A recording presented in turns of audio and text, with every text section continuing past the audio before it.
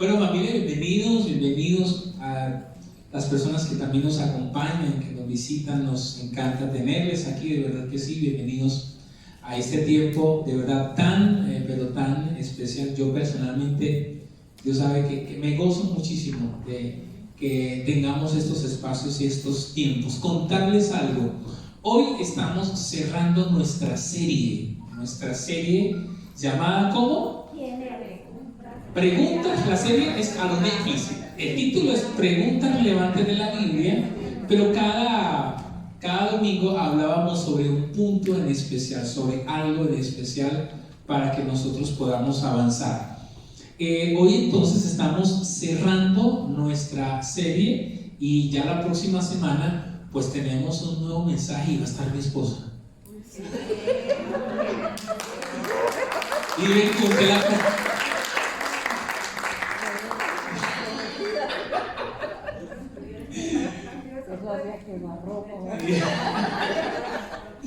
Claro, la pública que aclama. Ay, me duele el estómago, Dios mío. Bueno, muy bien, familia. Para hablar de este mensaje vamos a ubicarnos en Hechos capítulo 9. Ahí vamos a quedarnos un poquitico, porque esta es la pregunta que vamos a estudiar hoy. ¿Quién eres, Señor? Esta es la pregunta que vamos a estudiar hoy. Y tiene que ver, vamos a hablar de algo muy importante, y es que yo creo que, bueno, todos y cada uno de nosotros tenemos creencias. Me puse a estudiar acerca de las creencias, encontré que las creencias son todas aquellas cosas que nosotros hemos interiorizado en nuestra mente y en nuestro corazón, y que muchas veces pueden ser erradas, pero nosotros las damos por cierto, y se convierten ¿en qué? En creencias. El tema con las creencias es que las creencias moldean nuestro pensamiento y como consecuencia pues moldean nuestra manera de actuar. Terminamos entonces actuando conforme a lo que nosotros creemos. El punto es que cuando las creencias son buenas, qué alegría, son correctas. El problema es cuando las creencias están erradas, y ahí es donde empezamos nosotros a tener problemas. Por ejemplo, hay una serie de creencias populares. Por ejemplo, cuando dicen loro viejo no aprende a hablar, no, ya eso no. Y resulta que la historia ha demostrado que no es así, ¿no? Que no es así. A ver, ¿qué otra creencia hay por ahí? A ver, ¿quién se lanza? A ver. Viejo no es rentable. ¿Cómo? Maña vieja no es rentable. Esa no la había escuchado, pero... Así es, creencias. Oiga, ¿y qué me dice de las creencias de fin de año? Que algunas ya no se usan tanto, pero la gente tiene sus creencias para que el próximo año le vaya como bien, ¿no? Y después de hacerle mucho bullying, la gente las ha dejado de hacer. Pero yo siempre recuerdo las creencias, por lo menos en mi casa, ¿no? El que para viajar, entonces, ¿cómo era que había que hacer? Ay, nacionales creencias. ¿Cuántos viajaron después de haber sacado la mano? ¿Usted viajó? Ya se le cumplió. Ahí está la estadística. Hay que sacar la maleta. Entonces hay creencias, a veces creencias como los muchachos dicen soy demasiado joven, ¿cierto? O cuando nos pasan los años decimos no, ya yo tengo muchísimos años. Y el problema con las creencias son eso, que a veces al final nos terminan limitando. Pensemos nosotros si podemos estar teniendo creencias que nos limitan y que nos impiden alcanzar lo que Dios tiene para nuestra vida. El pasaje que vamos a estudiar hoy específicamente, y la vida de quien vamos a estudiar hoy, es la vida de alguien que tenía una creencia. Él tenía una fuerte creencia acerca de quién era Dios y cómo había que comportarse con Dios. Hechos capítulo 9 nos narra la historia de la vida del apóstol Pablo, inicialmente llamado Saulo. Así que yo les voy a pedir que nos ubiquemos ahí, por favor, en Hechos capítulo 9. En el versículo 1 vamos a leer y nos metemos con esa historia, que es una de las historias más fascinantes de la Biblia, que lo atrapan a uno, porque vamos a empezar a ver el génesis de la vida del hombre que, digamos, después de Jesucristo marcaría la historia del cristianismo. Pero ¿cómo empezó? Él dice, el relato bíblico en Hechos capítulo 9, dice: Saulo, respirando todavía amenazas y muerte contra los discípulos del Señor, fue al sumo sacerdote y le pidió cartas para la sinagoga de Damasco, para que si encontraba algunos que pertenecieran al camino, tanto hombres como mujeres, los pudiera llevar atados a Jerusalén. Y sucedió que mientras viajaba, al acercarse a Damasco, de repente, dice, resplandeció en su derredor una luz del cielo, y al caer a tierra oyó una voz que le decía: Saulo, Saulo, ¿por qué me persigues? Y él dijo: ¿quién eres, Señor? Ahí entra la pregunta que vamos a estudiar hoy. Y él respondió: yo soy Jesús, a quien tú persigues. Levántate, entra en la ciudad y se te dirá lo que debes hacer. Los hombres que iban con él se detuvieron atónitos, oyendo la voz, pero sin ver a nadie. Saulo se levantó del suelo y, aunque sus ojos estaban abiertos, no veía nada, y llevándolo por la mano lo trajeron a Damasco. Y estuvo 3 días sin ver, y no comió ni bebió.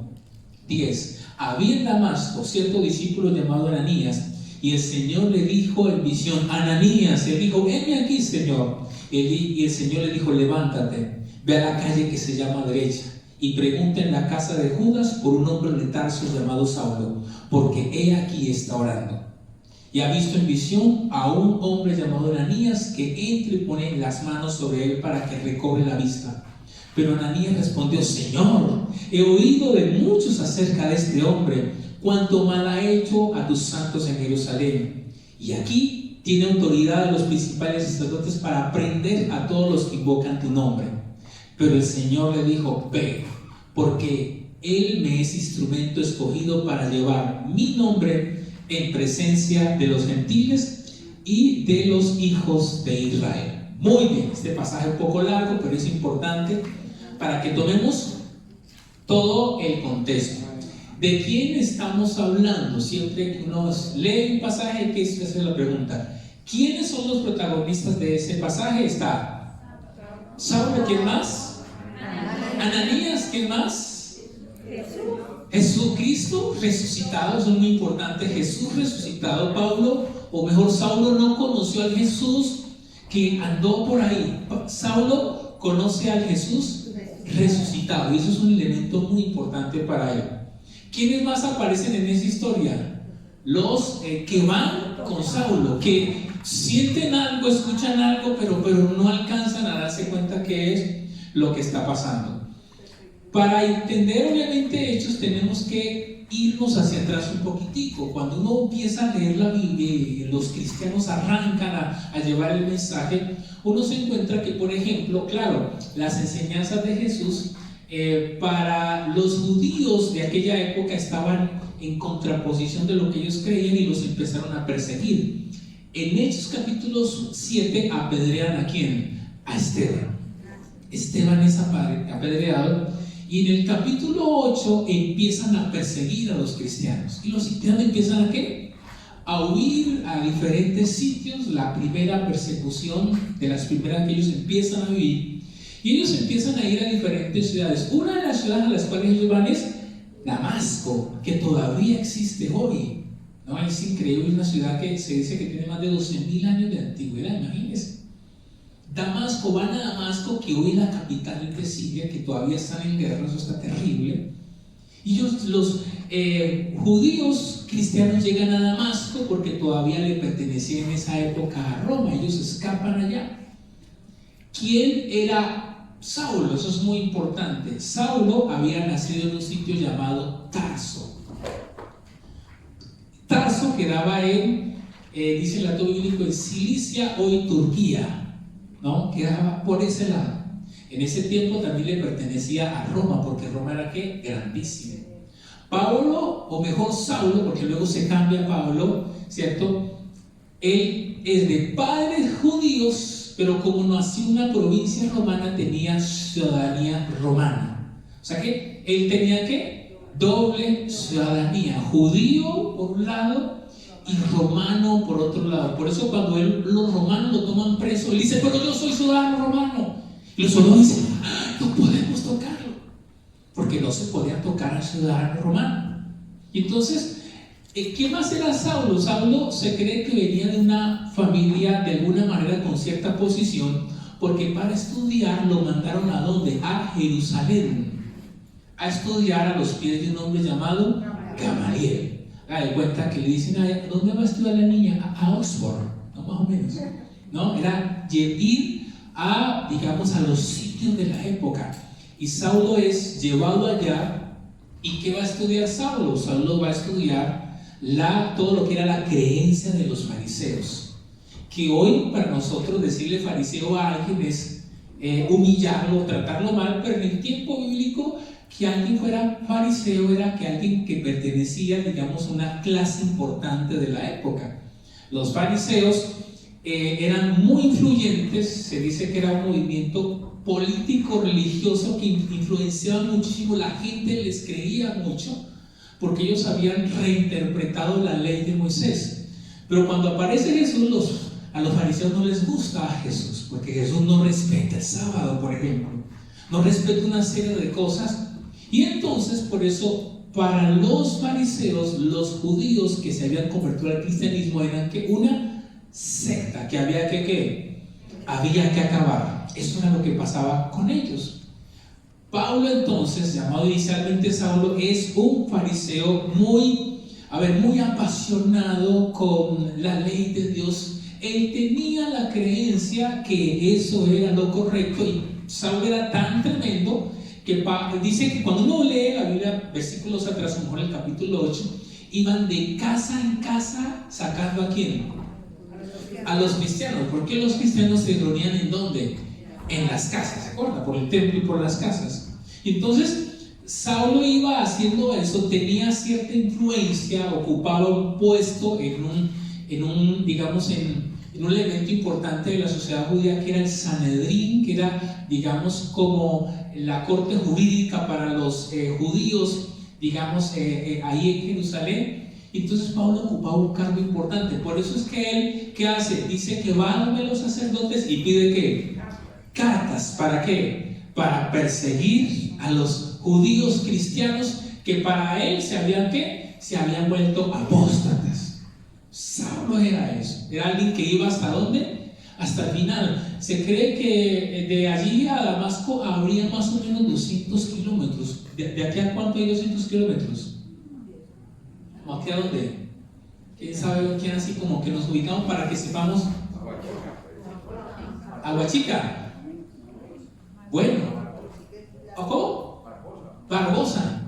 Imagínense, y Pablo era capaz de ¿qué? Allá voy por esos desgraciados. Eso era lo que él pensaba. Y entonces vamos a ver 5 puntos, 5 enseñanzas, que pueden haber más, yo voy a sacar 5, acerca de esto que vamos a empezar a ver. Y la primera enseñanza está entre el versículo 1 y 2. Saulo toma una decisión. Él va a ir ¿a dónde? A Damasco. El propósito de Saulo es ir ¿a dónde? A Damasco, porque él cree que en Damasco, ¿qué pasa? En Damasco, ¿cierto? Él tiene una misión. Saulo creía que la misión de él era ¿qué? Ir detrás de los cristianos. Eso él creía que era la misión de él. Pero pregunto, ¿era esa la misión que Dios tenía para él? No. Y aquí entonces vamos sacando enseñanzas rápidamente. Una cosa es el propósito que yo creo que Dios tiene o que yo tengo, y otra cosa es lo que Dios tiene para mi vida. Saulo creía que el propósito, si nosotros viajáramos al tiempo y pudiéramos entrevistar a Saulo, que él creía, no, mi propósito en la vida es perseguir a los cristianos, porque él creía que esa era su visión. Y yo, mientras leía esto, yo meditaba cuántas veces uno puede estar equivocado de lo que uno cree que es el propósito de Dios para la vida de uno. Estamos entrando en la recta final de este 2021. Yo soy, y en eso me reconozco, soy como intenso con el tema de metas, planes y cosas. Y pienso, Señor, cuántas de las cosas que uno a veces se lanza, cuántas de esas cosas tienen el visto bueno de Dios y cuántas no lo tienen. Saulo va con el propósito de que él cree que esa es su visión, pero Saulo está como el discurso de la vivienda, va por la ruta equivocada, va por el camino equivocado. Y la primera invitación entonces que hoy nosotros tenemos que hacernos a nosotros mismos de cara a lo que nos queda de este año es reflexionar si de pronto creemos que vamos por la ruta correcta y resulta que no lo es. Y uno obviamente se estrella porque Saulo iba por el camino equivocado. Lo segundo que empezamos a ver en este relato, que él va rumbo a Damasco y de repente ¿qué sucede? Dice que lo rodea ¿qué? Una luz. Él va y de repente una luz lo rodea a él. Así el versículo 3. Él va mentalizando en que él va a acabar con los judíos cristianos que han abandonado la fe que él cree que es correcta. Y de repente ¿qué pasa? Lo rodea una luz. ¿Él qué hace? Cae en tierra. Alguien le habla, le escucha la voz y que le dice Saulo, Saulo. Bueno, no sé si con esta voz, ¿no? O menos. Saulo, Saulo, dice, ¿por qué me persigues? Y por primera vez Saulo, que lleva años estudiando los manuscritos o los mandamientos de Dios, ahora se encuentra ¿con quién? Con el Dios de los mandamientos. Hay una diferencia. Por años él llevaba estudiando a los pies de los mejores maestros quién era el Salvador, y por primera vez se encuentra ¿con quién? Con Jesús. ¿Y sabe qué me llama la atención? Que Jesús le dice Saulo, Saulo, lo llama ¿por qué? Por su nombre. Y yo me puse a pensar, yo sé que esto puede que soy una bobada, pero a mí me pareció tremendo. Dios nos conoce a todos y cada uno de nosotros y lo llama por su nombre y le dice, ¿por qué me persigues? ¿Por qué me estás persiguiendo? Y entonces aquí entendí algo muy importante, y es que quien persigue la iglesia, ¿a quién está persiguiendo? A Cristo. Es un tema serio. Quien persigue a la iglesia, y la historia ha demostrado que todos los que han perseguido a la iglesia persiguen a Cristo, y al final finalmente ¿cómo terminan? No terminan bien. Eso no es un tema de amenaza, no terminan bien. Porque estaba persiguiendo ¿a quién? A Jesús. Y entonces Jesús le sale al encuentro y Saulo no puede. Los que están alrededor, ¿qué pasa? No entienden. Y aquí también aprendemos algo, y es que hay cosas que Dios muchas veces hace de manera específica ¿con quién? Con alguien. Y los demás ¿qué pasa? No lo sienten o no lo entienden. Esto pasa en serio, en reuniones, por ejemplo. Uno muchas veces tiene tiempos de oración, de sanidad o de lo que sea, tiempos con Dios, y hay personas que experimentan cosas y otros que no experimentan nada. Y usted no se tiene por qué sentir mal, porque él de pronto tenía algo ¿con quién? Con alguien específicamente. A veces yo recuerdo que a mí me pasó por muchísimo tiempo, se los confieso. Yo recuerdo que por muchísimo tiempo yo asistía a las cosas de Dios en su momento, y había tiempos de oración donde yo escuchaba que la gente, ¡ay, sentí! ¡Ay! Y yo, Dios mío, yo estoy tan pecador, yo no siento nada. Yo recuerdo que varias veces oración y de pronto que la gente se cae, y yo, Dios mío, pero yo no me caigo. Yo varias veces, ¿será que tanga? Y un día pasó en la manera que yo menos pensaba. Pero uno muchas veces sufre porque uno quiere vivir las experiencias de otros, y Dios tiene para cada uno de nosotros cosas muy específicas. Pero también para aquel que la vive, no ponerse mal, porque uno muchas veces vive experiencias y los otros ¿qué pasa? Se burlan. Sí, Saulo le cuenta a los que iban con él, ellos no entendían qué era lo que le estaba pasando. Porque generalmente los tratamientos de Dios son ¿qué? Son personales. Y lo que necesita Oscar no lo necesita Laura y viceversa, y lo que necesita Marcos no lo necesita Xavi y viceversa. Cada uno de nosotros tiene un propósito y hay un tratamiento muy especial, y no hay que anhelar lo que Dios hizo o no hizo en el otro. Y Saulo, entonces, yo siempre digo, entró a la zona de Dios, ¿no? A la zona del tratamiento de Dios para su vida. Tienen un encuentro con Él, y entonces luego Saulo, ¿qué hace? El punto número 3, hace la famosa pregunta: ¿quién eres, Señor? ¿Quién eres, Señor? Y es increíble que alguien que es experto en la ley, experto en los mandamientos, no sepa quién es Jesús. Y entonces con esto nosotros también aprendemos algo. Usted y yo podemos llevar años con la Biblia y no conocer al Dios de la Biblia. ¿Me hago entender? Yo puedo llevar años con conceptos y definiciones, mas no tener una experiencia personal con Dios. Y creo que ese es uno de los puntos más tremendos.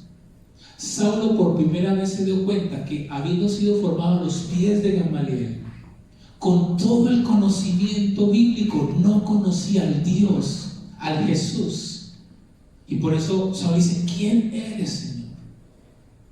Y el reto que nosotros tenemos es que no nos pase lo de Saulo, que pasemos días, meses o años en la vida cristiana y yo no conozca a Jesús. Conozca que sí, conozca la Biblia y sé que Juan, y me conozco las historias bíblicas, pero no conozco a Jesús. Hay un reto, y aquí siempre lo cuento con mucha libertad. Ustedes saben que les contamos cosas porque no somos perfectos. De algo yo soy consciente de mi hija, aquí está, ¿cierto?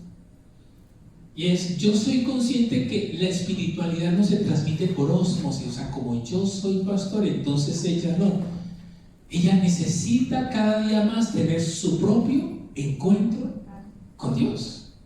Yo le enseño, le digo, y ella puede tener conceptos. Si usted le pregunta muchas historias de la Biblia, Hannah se las sabe de memoria, porque desde 14 años yo todos los días, bueno, Marta y yo. Entonces ya hay muchas historias que ella se las sabe. Pero una cosa es sabérselas y otra cosa es que ella tenga su propia historia con Dios. Y el punto con Saulo es que Saulo conoce los mandamientos, pero no conoce a Dios. Y entonces esa es una reflexión importante que hoy cada uno de nosotros tiene que hacerse.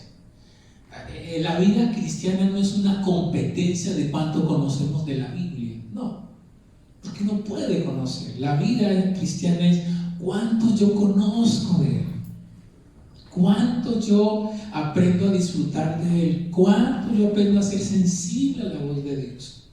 No se trata de cuánto conocimiento, o yo soy cristiano y llevo 25 años, pero hay fruto en tu vida, hay cambio, hay transformación.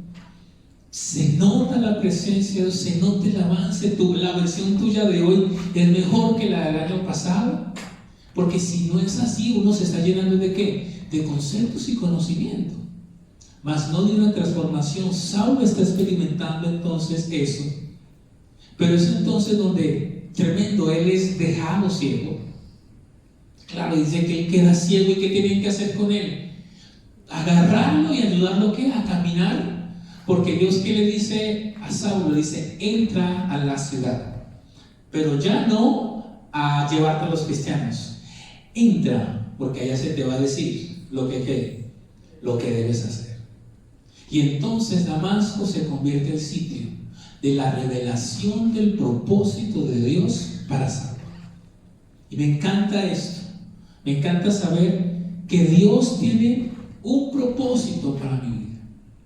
Y si usted me pregunta, creo que gran clave del secreto de la vida, podrán haber muchos, los libros, la literatura, pero creo que gran parte del secreto de la vida es uno descubrir, no el propósito que yo creo.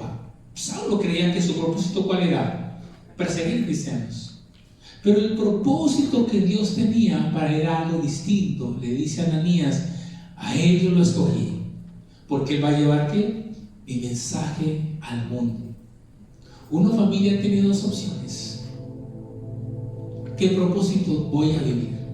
Hoy tenemos que tomar una decisión. Se acerca el fin de año y yo asumo que usted empieza a escribir planes y propósitos. Tenemos algunas actividades para orar por eso. Pero tiene que decirle: Señor, esto es lo que yo creo. Esto es lo que a mí me parece, Señor. Pero Señor, esto es tu voluntad.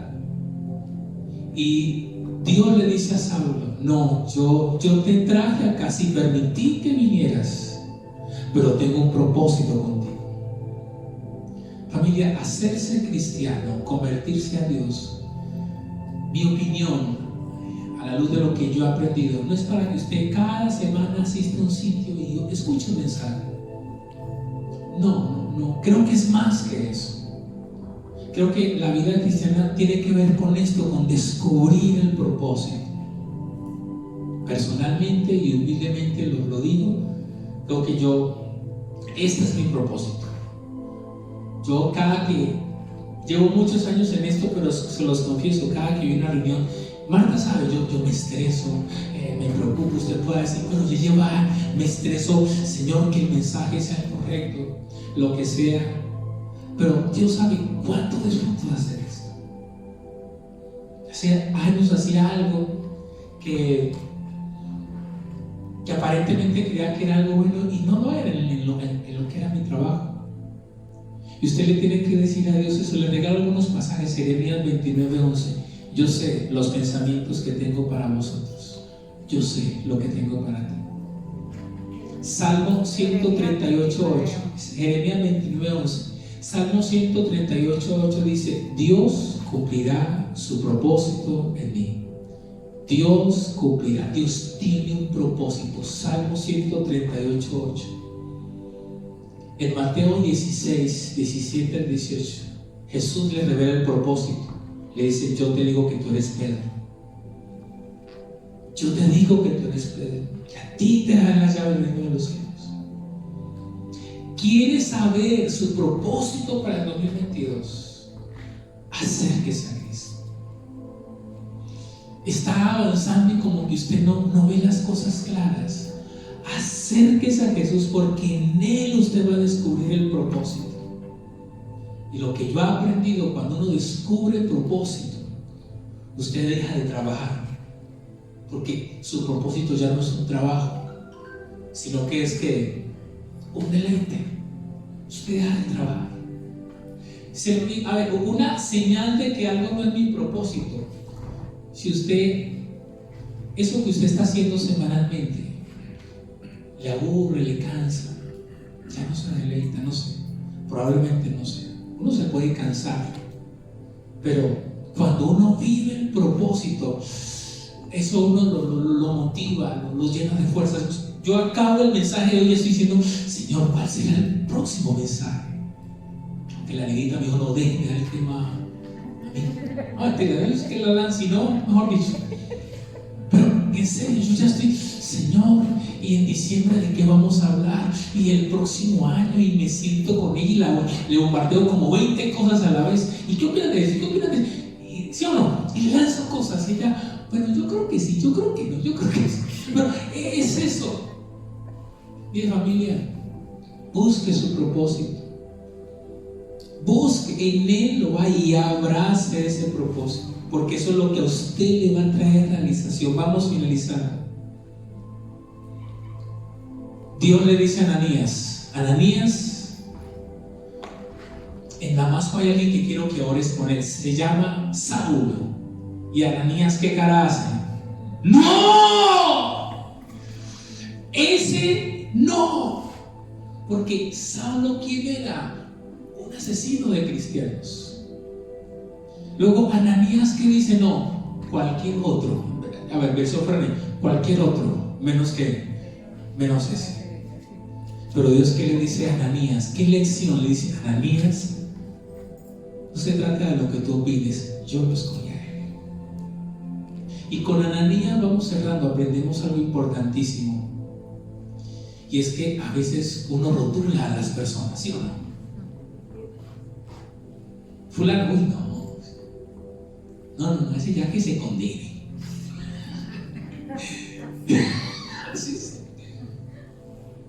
Hace días escuché algo y lo quiero traer, lo copio y lo traigo.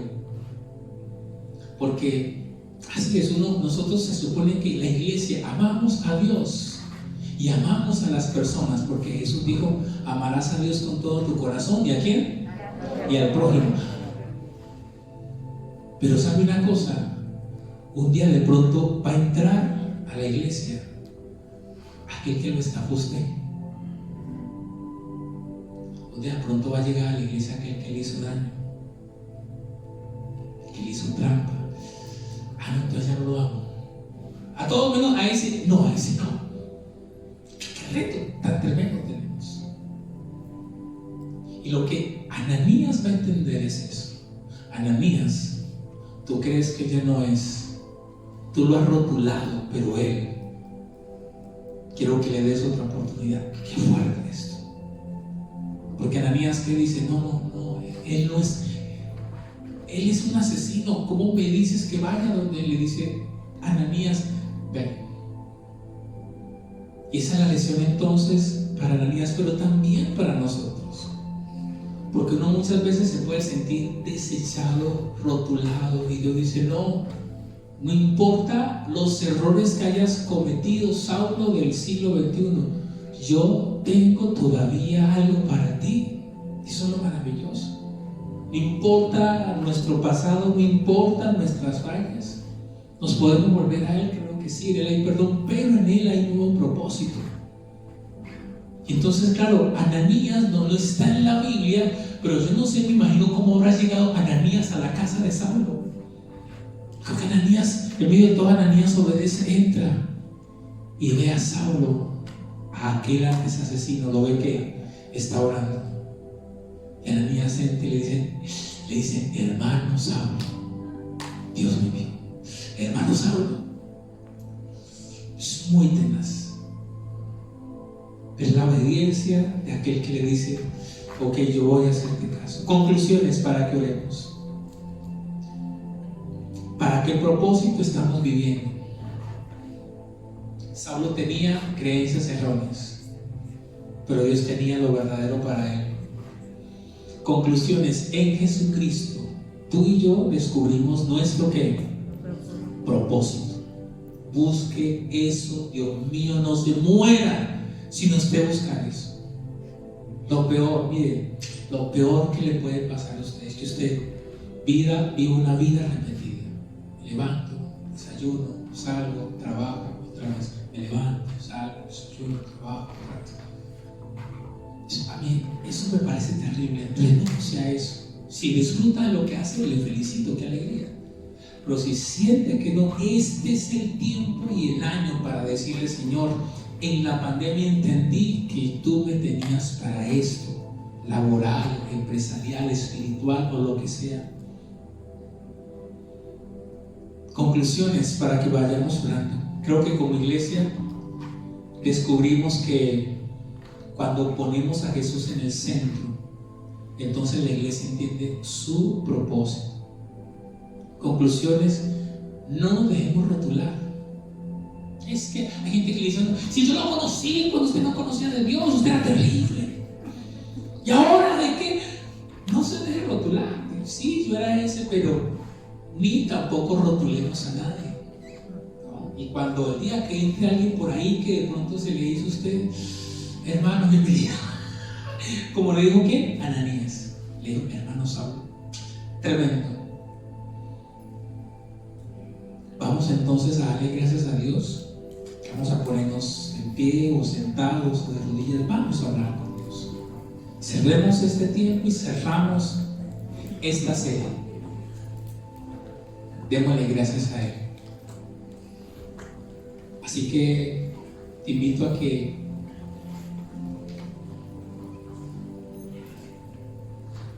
te entregamos este tiempo, Señor. Te entregamos esta mañana que nos ha regalado. Trata de recrear en tu mente, por favor, el relato bíblico. Trata de recrear en tu mente la historia. Saulo. Imagínatelo corriendo hacia una ciudad, creyendo que su propósito era atrapar judíos cristianos. Él tenía buenas intenciones. Él creía que eso era lo correcto. Pero cuán equivocado estaba. ¿Qué tal si hoy tú reflexionas para ti mismo, para ti misma y dices: Señor, ¿acaso yo estoy como Saulo? ¿Acaso yo voy por la vida con toda persiguiendo algo que yo creo que es lo correcto? Yendo tras algo que yo creo que es lo correcto. En este 2021 que se está finalizando, y tal vez hoy tú me haces reflexionar, y si no es así, si estoy acertado, qué alegría, gracias. Pero y si no es así, hoy necesito que hables a mi corazón. Y Saulo va hasta que tiene un encuentro sobrenatural con Jesús. Una luz le rodea. Él cae. Sus ojos se apagan. Y escucha una voz que le dice: Saulo, Saulo, ¿por qué me persigues? Diríamos: Saulo, hoy estás totalmente errado. Tal vez hoy el Señor dice tu nombre en lo más profundo de tu corazón y te dice: hijo, hija, tu nombre. Y te dice: ¿por qué vas rumbo a Damasco creyendo que ese es el éxito de tu vida? La voz de Dios te dice: hoy, hijo, hija, te vas a estrellar, porque eso no es lo que tengo yo para ti, porque eso no es lo que yo diseñé para ti. Saulo, para ti, le dice Dios, serás mi mensajero. Estás en la ruta equivocada. Y por eso tuvo que ceder, tuvo que caer. Pablo cayó y quedó ciego. Tuvo que experimentar un evento traumático que lo detuviera. ¿Acaso tal vez aquella circunstancia adversa que estás viviendo, acaso no será que Dios te ha hecho caer para que entiendas que por ahí no es? ¿Acaso eso que estás diciendo, y por qué me está pasando esto? ¿Por qué me estrello con esto? ¿Acaso tal vez es la luz que te ha hecho caer para que entiendas que por ahí no es? A veces Dios interviene de esa manera. Y tal vez a alguien Dios le ha intervenido y tú te estás quejando y hoy te dice: no, dice Dios, no. Es que es la forma como hago que te detengas. Tal vez caer, tal vez sentirte mal, humillado, humillada, incapaz, imposibilitado. Y dice: para eso, ¿sabes por qué? Porque quiero que sepas que ese no es la ruta. No luches más, Saulo, no me persigas más, dice él. Que cuando lo haces a mí, lo haces a la iglesia, y Saulo tiene que reconocer: no te conozco.